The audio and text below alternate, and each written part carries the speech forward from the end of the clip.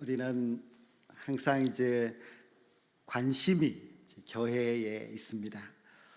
우리 운남교회가 원래 무엇을 향해서 가는가, 그것도 관심이 최고 관심이지요.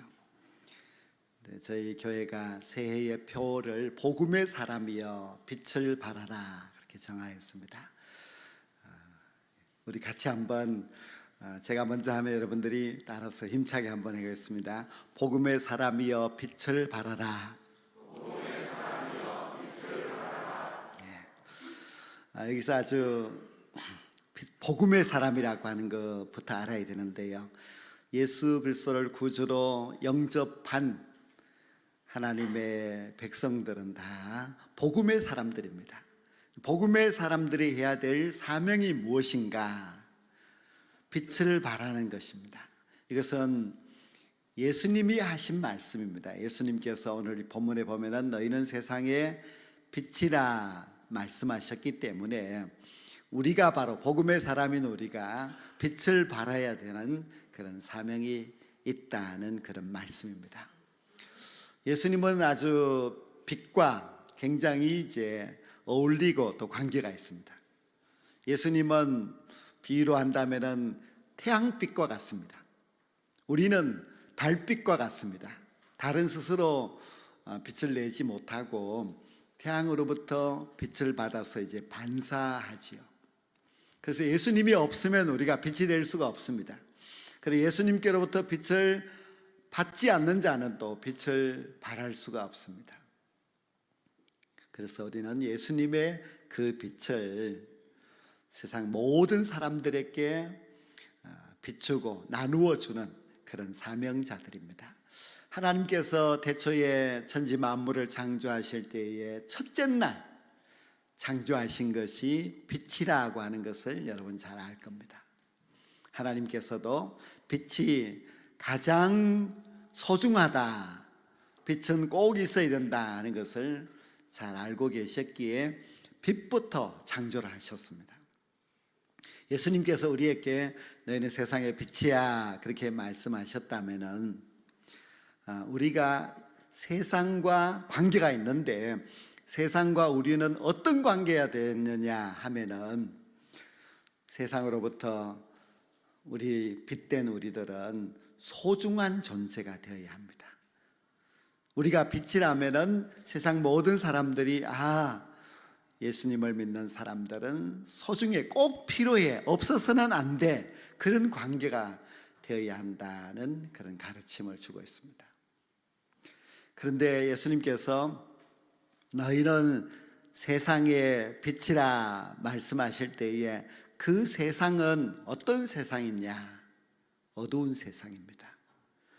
만약에 이 세상이 너무너무 환하고 빛이 필요도 없을 정도로 그렇게 세상이 좋다면은 우리를 보고 너희는 세상의 빛이 되라 말씀도 안 하셨겠지요. 세상은 참 어둡습니다. 우리가 볼 때는 이 세상이 지금까지 역사 가운데 가장 밝은 시대와 같지만은 그러나 실제로 그 내용에 들어가 보면은 지금이 너무 어둡고 너무 사람들이 힘들고 지쳐있고 그렇습니다. 제가 자랐던 그 시골 어린 시절의 마을은 전깃불이 들어오지 않아서 밤이 되면 깜깜합니다. 그리고 크게 큰 빛이 없었습니다. 전부 다 자기 집집마다 있는 호롱불밖에 없었는데요, 그러나 그 마을은 따뜻한 사랑이 있었습니다. 서로 간의 관계가 좋았고 서로 돌아보고 도와주고 위로해주고 하는 그런 아름다운 공동체였습니다. 그러나 지금은 어떻습니까? 지금은 우리가 인공빛으로 가로수 가정마다 전깃불 다 밝히고 있지만은 나와 내 옆집의 관계가 서로 너무 멉니다. 옆집이 누가 사는지, 옆집에 무슨 고민이 있는지 잘 알지 못합니다. 옛날에 시골 마을은 이 외부적으로는 깜깜해도 그들의 마음은 따뜻하였습니다.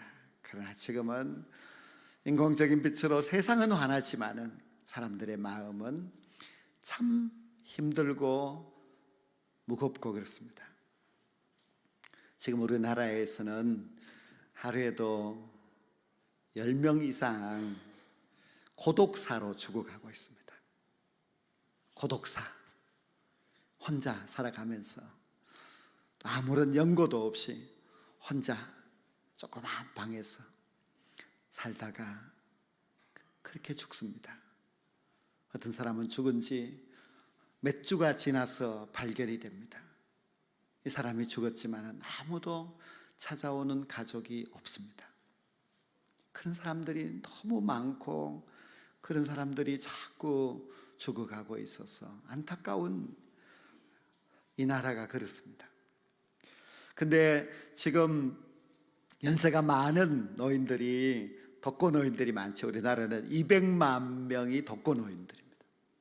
혼자 사는 할아버지, 혼자 사는 할머니들이 많습니다.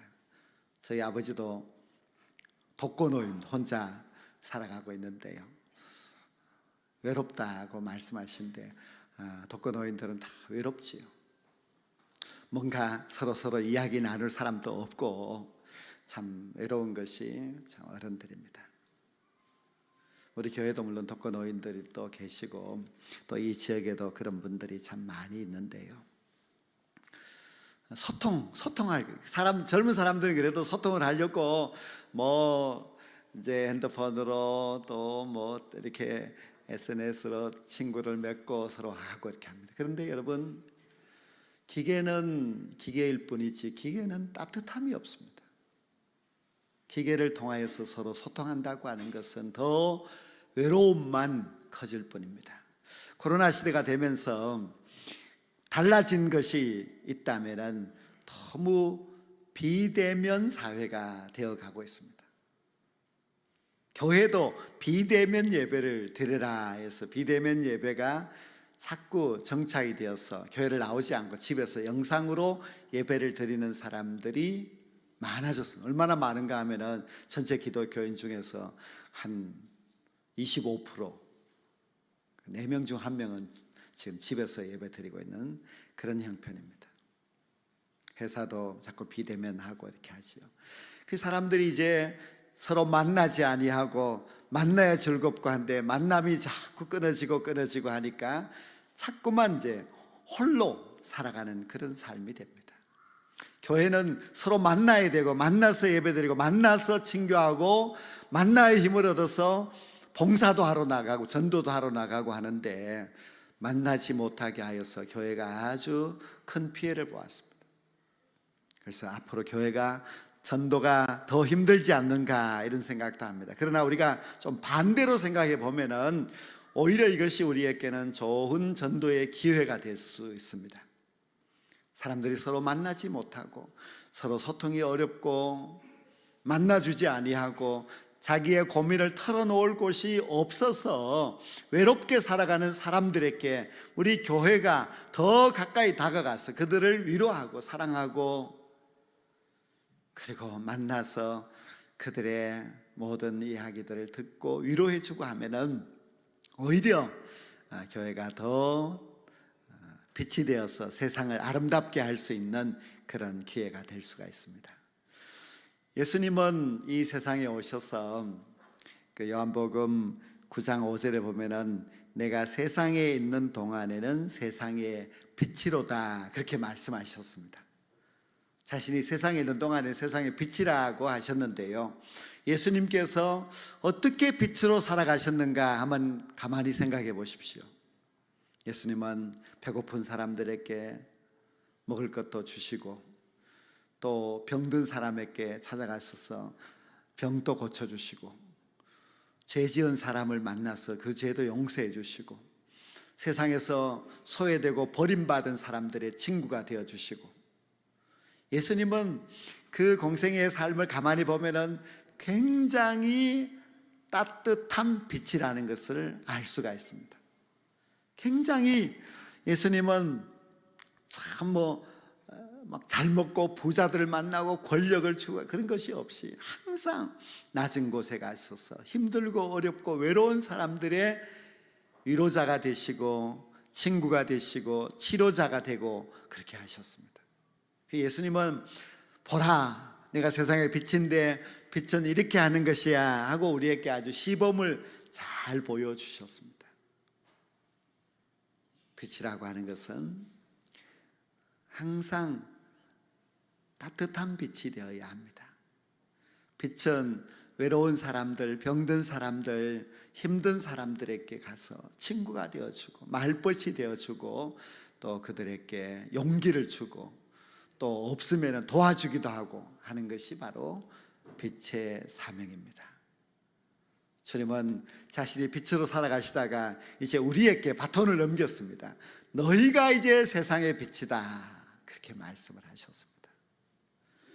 원래 우리 교회가 빛을 발하라고 하는 이 아주 너무나 분명한 그런 목표를 가지고서 살아가기 때문에 제가 자주 이 빛에 대해서 말씀을 드릴 것인데요, 우리 자신이 바로 예수님의 빛을 받은 자로서 빛의 사명을 감당해야 된다는 것을 깨닫고, 이제 새해는 물론 다른 많은 계획들도 있지만은 오늘 이 말씀을 통하여서 여러분 마음속에 다시 한번 다짐하고, 그래, 나는 빛을 발해야 돼, 빛을 발하는 그런 삶을 살아야 된다는 것을 다시 한번 깨닫고 그것을 결단할 수 있었으면 좋겠습니다. 복음의 사람은 빛을 발해야 됩니다. 예수님을 닮고 예수님을 따라가는 예수님의 제자는 빛을 발하며 살아가야만 합니다. 그런데 우리가 어떻게 하면 빛을 발할 수 있는가? 그 비결은 오늘 이 본문 말씀 16절에 잘 나와 있습니다. 이같이 너희 빛이 사람 앞에 비치게 하여 그들로 너희 착한 행실을 보고 하늘에 계신 너희 아버지께 영광을 돌리게 하라고 했습니다. 여기서 아주 주목해서 보아야 할 그 단어는 착한 행실입니다. 우리가 어떻게 빛이 될 수 있느냐? 착한 행실로 빛이 될 수가 있습니다. 우리가 어떻게 하나님께 영광을 돌릴 수 있느냐? 착한 행실을 보여주어야 합니다. 우리가 빛의 사명을 감당하기 위해서는 착한 행실이 정말 필요합니다.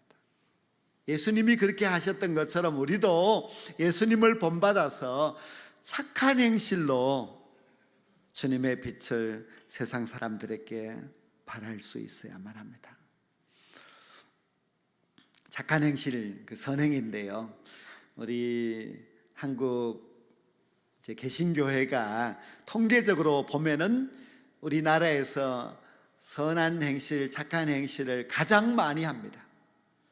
여러분도 아시겠지만은 교회가 얼마나 좋은 일을 많이 합니까? 다른 종교에 비할 수 없을 정도로 좋은 일을 많이 합니다. 지난해 그 울진에서 산불이 났을 때도 우리 교단이 돈을 엄청나게 모아서 지원해주고 하였습니다. 그만큼 세상이 아주 깜짝 놀랄 정도로 이렇게 좋은 일을 많이 하는데, 문제는 뭔가 하면은 세상이 잘 알아주지를 않아요. 세상은 자꾸 기독교에 대해서 비판만 하려고 하고 잘하는 것에 대해서 칭찬을 안 하려고 합니다. 왜 그런가 생각해 보니까, 물론 이제 믿지 않는 사람들은 교회에 대하여서 아주 시기심이 많아서 그렇겠지요. 그러나 교회가 잘못하는 점이 너무 드러납니다. 잘하는 점이 9가지가 있고 잘못하는 점이 1가지가 있으면 잘못한 것을 뉴스를 통해서 내보내고 해서 교회의 위신을 아주 깎아버립니다. 우리도 비친 사람이라면 잘해야 됩니다. 우리가 잘하다가도 한 가지만 잘못해도 아주 비판의 대상이 되어버리기 때문에 늘 잘해야 됩니다. 빛이라고 하는 것은 참 드러나기 때문에요, 참 잘해야 됩니다. 그리고 우리가 이렇게 선한 일을 많이 하는데도 인정을 받지 못하는 이유가, 기독교는 자랑을 잘하지 않습니다. 예수님께서 오른손에 하는 것을 왼손이 모르게 하라 이렇게 하셔가지고 우리가 자꾸 숨기면서 합니다. 뭐 유수에 내보내고 뭐 자랑하고 광고하고 하지 않고 하면, 우리 교회도 성탄절을 맞이하여서 어려운 단체, 어려운 이웃들 1,100만 원 이상 그렇게 도와드렸습니다. 그래서 저는 좀 주보에 그러는 광고, 세상 사람들에게 안 알리더라도 우리 교인들에게는 좀 알리면 좋겠다, 그런 생각을 하던데요. 교회가 좋은 일을 많이 합니다. 그런데도 우리가 그냥 숨기고 알리지 않기 때문에 그렇습니다. 근데 그것은 잘하는 것 같아요. 우리가 만약에 막 자랑하고 하면은 뭐 또 그거 가지고도 또 이야기를 합니다. 우리가 만약에 막 나가서 커피 봉사를 하고 또 이제 전도용품을 나눠주고 이렇게 하면은 이제 말없이 주면은 다 그냥 고마워하는데, 주면서 예수 믿으세요, 교회 나오세요 이렇게 하면은 막 싫어합니다. 아주 사람들이 악하기 때문에 그런데요. 그래서 자랑도 참 조심해서 그렇게 하는 것이 맞습니다. 우리는 세상에 빛이 되기 위하여서 해야 할 중요한 일이 바로 착한 행실입니다. 그것이 없으면은 제대로 빛을 발할 수가 없습니다. 그것이 있어야만 그것이 빛이 되게 되고, 그것이 잘 발휘해야만 하나님께 또 영광이 되고 합니다. 우리 교회에 여러분 모두도 다 잘 아시겠지만은요, 몇 가지만 말씀을 드리면은, 우리 교회에 이자 집사님 몇 분이 고원 어린 학생들을 학원을 보내고 가르치고 하여서 3년 동안 열심히 길렀더니 얘가 공부를 잘해서 이제 고원에서는 잘 갈 수 없는 인문계 고등학교를 원래 진학하게 되었다고 했습니다. 참 귀한 분들이라 생각하고 우리 교회가 그 학생 1년치 그 학원비를 이제 대어주기로 해서 그것을 지불해 주었습니다. 그런데 성경에 보면은 고아와 가부와 나그네를 돌봐라, 그것이 이제 구약 성경의 아주 중심 그 말씀이고, 또 우리 기독교 자체가 항상 어려운 사람들을 도와줘야 하는 것이 기독교의 사명이기 때문에 우리 믿는 사람들이 그런 일을 잘해야 되겠지요. 우리 교회는 또 가정에서 핍박받고 쫓겨나서 그렇게 도망 나와서 외롭게 살아가는 그런 아주머니들이 있는데요, 그런 아주머니들을 돈 벌어서 막 도와주는 그런 또 집사님들도 계시고 합니다.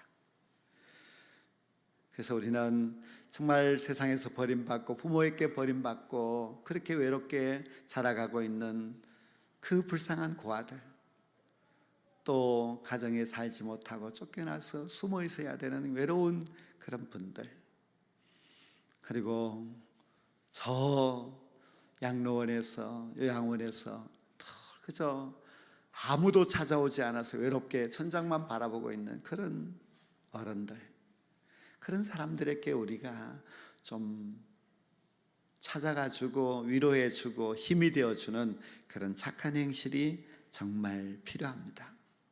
우리 주변에는 먹을 것은 있어도 외로워서 늘 쓸쓸하게 살아가는 그런 노인들도 참 많이 있는데요, 그들에게 우리가 좋은 친구가 되어주고 하면 좋겠습니다. 뭐 큰 것 아니더라도 좋아요. 우리 교회도 보면 뭐 쌀 한 자루 갖다 주고 뭐 또 반찬 이렇게 나눠주고 이런 것도 참 착한 행실이고 한데요, 그걸 참 잘 하시는 것 같아요. 마태복음 25장에 보면은 마지막 심판의 날에 우리 주님께서 천국에 들어갈 양의 편에, 지옥으로 갈 염소의 편에 서 있는 두 부류로 딱 심판하시는데, 이 양의 편에 서 있는 사람들을 향하여서 주님께서 너는 내가 배고플 때에 먹을 것을 주었고, 너는 내가 헐벗었을 때에 입을 옷을 주었고, 내가 병들었을 때에 너는 찾아와 주었다. 그래서 이 사람이 깜짝 놀라서 제가 언제 주님께 그렇게 했습니까? 하고 말하였더니 주님이 하시는 말씀이 지극히 작은 자에게 한 것이고 나에게 한 것이라고 말씀하셨습니다. 근데 염소의 편에 선 사람들은요, 지극히 작은 자에게 먹을 것도 마실 것도 입을 것도 준 적이 없는 사람들. 그래서 그들은 구원의 나라에 들어갈 수가 없었습니다. 어느 구두방을 하는 한 할아버지가 계셨는데, 이분이 신앙의 사람이어서 늘 는 정말 예수님을 한번 만나고 싶다 소원을 했습니다. 그랬더니 밤에 꿈에 예수님이 나타나서 내가 내일 너의 집에 찾아가겠다고 하셨어요. 그래서 이 노인이 너무 기뻐서 다음날 아침 맛있는 음식을 많이 준비하고 예수님을 기다리고 있었습니다. 한낮이 지났는데도 예수님이 오질 않아요. 그런데 점심시간이 훌쩍 지났는데 한 거린이 너무 배고프다고 먹을 걸 좀 달라고 해서 예수님께 드리려고 했던 것을 그 사람에게 주었습니다. 그리고 또 기다렸는데 아무도 오질 않아요. 그런데 저녁 무렵이 다 되었는데 청소하는 할아버지가 주위에 벌벌 떨면서 찾아왔습니다. 배고프다고. 그래서 예수님께 드릴 먹을 것을 또 그 노인 청소부에게 드렸습니다. 그리고 저녁 때까지 기다렸는데도 예수님이 오지 않았습니다. 해가 지고 어두워졌는데 사가장수 아주머니가 집으로 가는 길에 그 구두방 할아버지를 찾아왔습니다. 너무 춥다고, 너무 배고프다고. 그래서 먹을 것을 또 주었습니다. 예수님은 끝끝내 오지 않았습니다. 그런데 그날 밤 이 할아버지가 꿈을 꿨는데 예수님이 나타나셔서 내가 오늘 너의 집에 3번 가서 너에게 잘 대접받았다. 너무 고맙다. 그렇게 말씀하셨습니다. 3번 찾아온 이 사람들 누굽니까? 그 사람들이 바로 지극히 작은 자들이고 지극히 작은 자, 그들이 바로 예수님이었습니다. 우리는 지극히 작은 자 그들에게 하는 것이고 예수님께 하는 것임을 알아야만 합니다. 그리고 그들에게 행하는 그 작은 선한 행실이 곧 우리 하나님 앞에 영광이 되는 너무나 멋진 일이라는 것을 알아야만 합니다. 올 한 해 동안 여러분 모두가 착한 행실을 통하여서 하나님 앞에 영광을 돌리는 참된 복음의 사람이 될 수 있기를 간절히 원합니다. 그리고 여러분 모두가 정말 착한 행실을 통하여서 이 세상에 진정한 빛을 드러낼 수 있는 하나님의 귀한 일꾼들이 다 될 수 있기를 간절히 원합니다.